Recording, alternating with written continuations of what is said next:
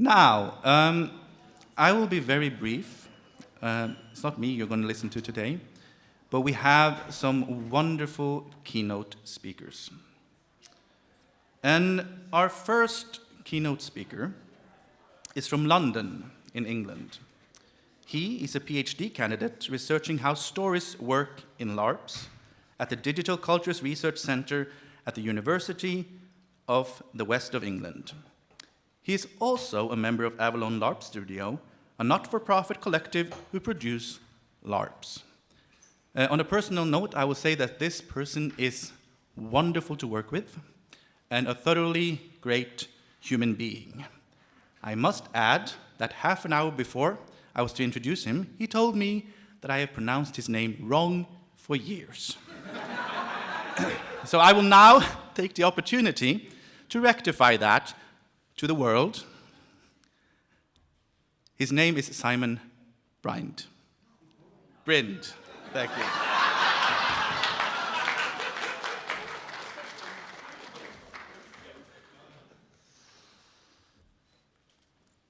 Alexa, what does imposter syndrome look like?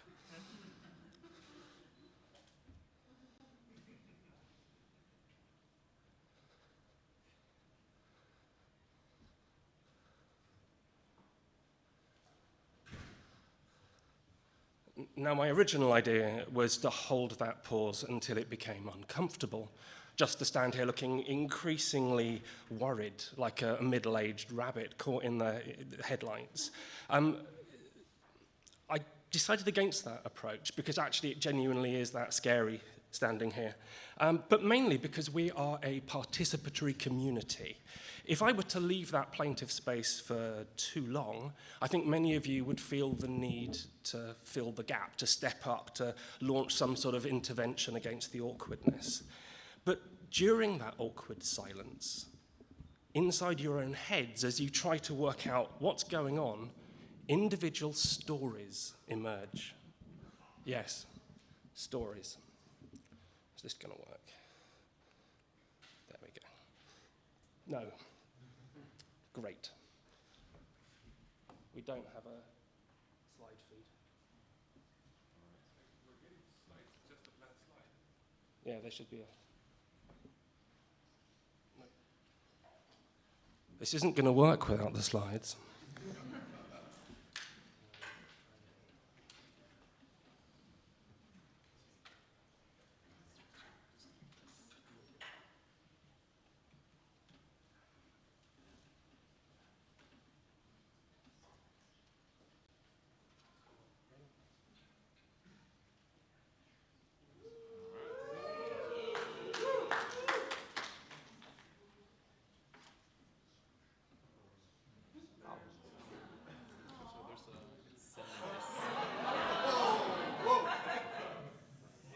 Shouldn't be doing that.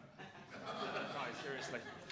I'll keep talking and hopefully somebody will be able to fix this. So yes, stories.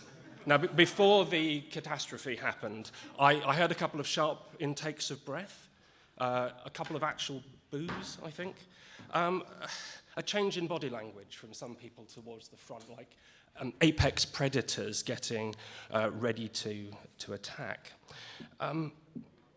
I understand from some of the more vocal theorists in the room that story is a dirty word. But whether we actually set out to tell stories or not, when we play a LARP, stories emerge. They are an output or a byproduct of the form. So hello, my name is Simon Brind. My pronouns are he, him. I'm a LARPer and LARP academic from London, England, and for the last 6 years, I've been researching the interplay between plot and story and narrative in LARP, trying to make some sense of what is going on narratologically speaking during runtime. This is particularly relevant to my home tradition, where LARPs often incorporate plots that have been put in specifically by the organizers. But I think it's interesting across the board because of what happens when players engage with our design and with our art. We're going to try this.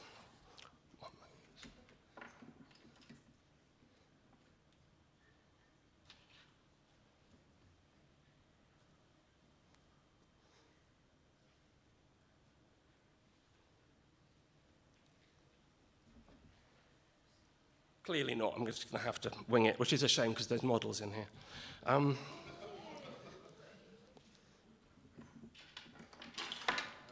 One more thing to try. There was going to be a slide which had a statement on it that I was hoping would be largely contentious, and it is this. No plan of operations extends with any certainty beyond the first contact with the main hostile force, which is kind of being proven here today. Yay, okay. Will it actually move forward? There it is. Or if you prefer, plot never survives first contact with the players. So, what I'd like to do this morning is to talk about and share some of my work in progress on combat narratology. Now, narratology is the study of narrative and narrative structure and the ways these affect human perception. And combat narratology is the same thing, but with the added pressure of studying a real-time, multi-threaded, participatory, emergent narrative system. That's LARP. Right. Definitely having to click this twice each time. Okay, there's all maths and object models and pseudocode underlying all of this, but I'm not going to talk about that today. No, that was my methodology. You want more detail? Okay. The focus of my work has been on game runners rather than on players. I ran a number of field studies, literally in fields, under canvas, of the runtime direction and facilitation of LARPs, looking at the process of creating plot and of running it out to participants, and then what happened next, with a particular interest in those first contact moments and when things went wrong, which I'm kind of proving in the field today. I also played a lot of LARPs. I had to. The critical study of a participatory form has to happen from within. If I stand on the edge of your LARP with a clipboard taking notes as an off-game presence, I won't really understand what's going on, and I will affect the experience of the players. The act of observation affects the outcome. But paradoxically, it's extremely difficult to objectively and critically observe a LARP from within because of the bleedy agency and alibi of character. The things that allow us to play a LARP get in the way of studying it. Fortunately, there were a number of LARPs that didn't work for me as a player. Now, I recall the advice that if your character is bored, you can lean into it and immerse in their boredom. But what happened to me was the other way round. The characters were engrossed. It was me who was bored. But this state enabled me to observe through their eyes and to watch other people LARP for 12 or 15 hours straight. For the other participants, my character was absolutely supposed to be there. His presence didn't affect their immersion, and the characters were low status enough to be largely irrelevant. In fact, one of them was it was legitimate that he sat there and took notes. These observations raise a number of questions about immersion and performance that I will come on to talk about in a minute. But in general, I mixed ethnography, autoethnography, and some systems modeling from software engineering, combined with the absolute privilege of having time to sit and think about stories and how we tell them and how we understand them.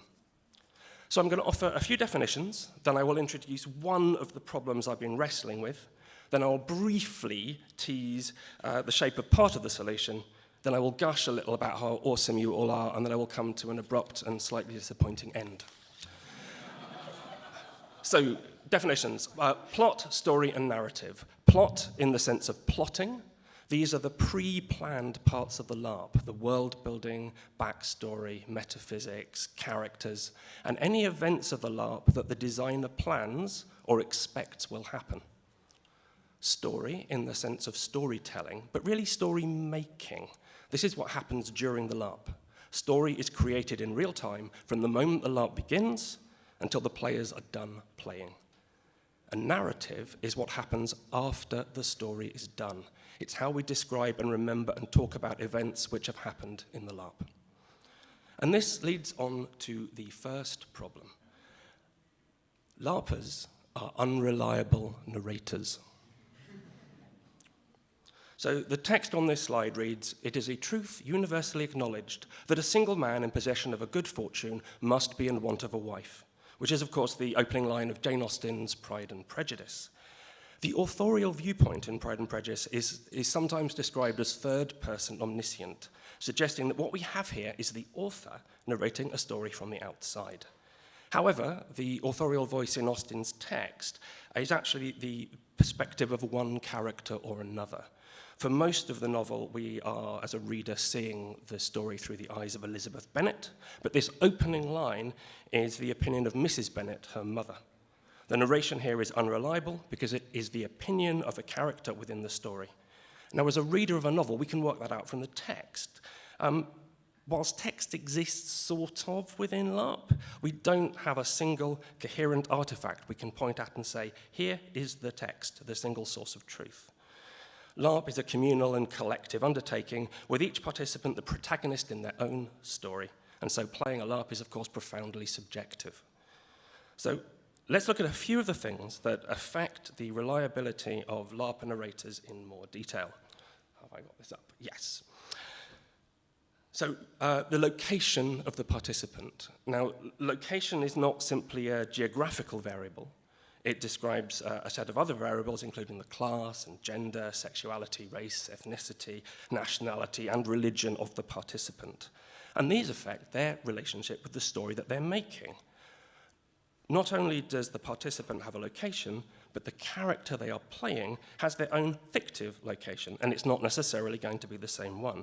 So in LARP, there is an additional layer of locational discourse that affects not only the meaning, but also the choices made by the character. I use the term focalisation to mean the narrative perspective of the character. Depending on the preferred play style, a LARPer may not be seeking to make the best choices, but will be looking to make an appropriately focalised choice, as dictated by the character, or steering in a direction deriving from the player's location. Right. Now, we know that participants can increase their propensity for bleed by playing characters that are close to home, and the intersection between location and focalisation illustrates this. There we go. Now, of course, bleed, which is kind of what's happening in the positional affinity section, can also be triggered by abstract affinities between participants. The best example of that is probably what we call chemistry. An individual LARPer engaged with the story is engaged on multiple levels, and their narrative position will tend to be homodiegetic, told from the position of the character within the fiction, as opposed to the extra-diegetic narrative voice we might see from an omniscient, disembodied author. But for some LARPers, there is no bleed.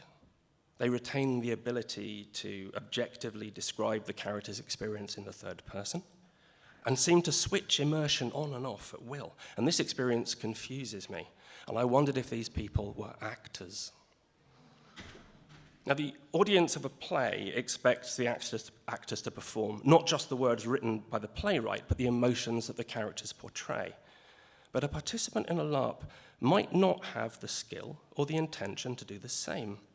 An actor aims for a degree of consistency across multiple performances, but with a few possible exceptions, a LARPer experiences the story only once and without rehearsal. Meisner's definition of acting as living truthfully under imaginary circumstances would seem to apply to LARP, but acting is a specialized professional skill, and while some LARPers do adopt a formal acting method, not all LARPers have been taught to act. So I'm building on Sarah Lynn Bowman's observation that participants in a LARP have different degrees of agency and creative freedom to a theatrical performer. To argue this idea that there are differences between LARP enactment and acting, I started with the observation that the pervasive aspects of a LARP, particularly the intensity and long duration, might mix things up a bit. And I found some comments from professional actors who've taken part in improvisational shows that run far longer than most theatrical performances, ones that are similar in length to a LARP. So Cariad Lloyd is an actor who specializes in long-form improvisational comedy, recently a one-hour ensemble piece based on Jane Austen. But she talks about a 53-hour-long improvisational performance she participated in that ran from Friday to Sunday without stopping. In this show, she played the wife of another character who was dressed as David Bowie. She said, halfway through, my brain broke, and I thought he was real. And I thought, I'm married to David Bowie. Carried went on to say that she still thinks of the actor who played Bowie as being like her ex-boyfriend, concluding, if somebody played your partner for 53 hours, you think, we kind of went out. The late Ken Campbell, the director who Lloyd credits with importing marathon improvisational shows into the UK, suggests that something happens after about 30 hours of play, and that the length of the improvised performance opens up the lizard brain. So these examples of actors finding out about things we know and getting excited by it interests me. But it led me to think that if these experiences were new to them, professional actors, then maybe it isn't acting, maybe it's something else. So now I'm going to offer a model, a spoonful of soup in a cloud of candy floss, which describes in more detail what I think might be going on. I should probably put it up now. There we go. Yes. So this model tries to describe the way that LARPers present their character, the mode of enactment. The three modes distinguished by their relationship with audiences and by their diegetic or narratorial relationship with reality and story. Acting includes those participatory actions enacted for other characters, the diegetic audience. Role-playing includes participatory actions enacted for other participants, the non-diegetic audience. And this includes unconscious and subliminal and gender performance as well. And the third mode, fantasy, as in fantasizing, are those participatory actions which neither have an external audience or are enacted for an internal audience of one. There's also two linear scales here which consider the participants' awareness of self and of others, and how they are affected by the events of the story and the life-world reality that they come from. I don't think the mode of enactment is fixed. Somebody who is acting may over time find themselves adopting the fantasy mode. An improvisational role player may find themselves performing more for the benefit of a diegetic audience, etc. So now we have two narrative views, location and focalisation, and a mode of enactment. And these affect how an event was experienced. So when a LARPer tells us something, their narrative is informed by at least three variables. So at any given time, it's difficult to know who is speaking and where in narrative space they are speaking from. This slide shows a graphical representation of various participants seeing the same event during a LARP through the lens of different enactments and location and focal position. Some of them are relatively close to one another, others not so much. Think of them as standing on different mountain tops, all looking at the same thing and then describing it. And I've got an example of this from the LARP Conscience, which was based on Westworld. It was a LARP with nested levels of diegesis. So a group of players took on the roles actually of LARP runners within the story. Two members of the diegetic plot team went into the Western Park and visited the brothel. They came back and described what they had seen as a horror show and said the place was empty all night because it was too brutal and oppressive.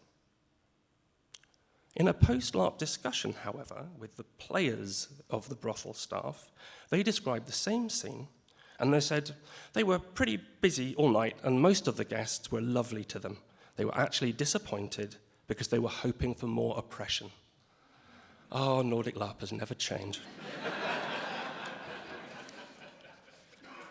So, same physical location, same event, two divergent narratives. Which one is the truth? And this question, which derives from the unreliability of LARPers, is the toughest one to answer. We can't believe what players are telling us, so how can we know what is going on in our LARP? How can we hope to make sense of the intersubjective story during runtime? What I started to see by looking at these emergent narratives was a tendency for participants to collectively follow well-understood patterns, habituated tropes, formulaic arcs, etc. The narrative system of a LARP is chaotic, but inside of a chaotic system, we may find an eerie type of order. An awareness of these underlying patterns helps make sense of the unreliable narrative. It is possible to infer the objective direction of an emergent story if we understand that inherent structure. But this is more complicated when you have participants from many countries or cultures coming together to play. There are cultural and cognitive narratives that we are all brought up with. And these are so deeply entrenched into our subconscious that once we fall into one of them, we end up playing those narratives out almost without thinking about it.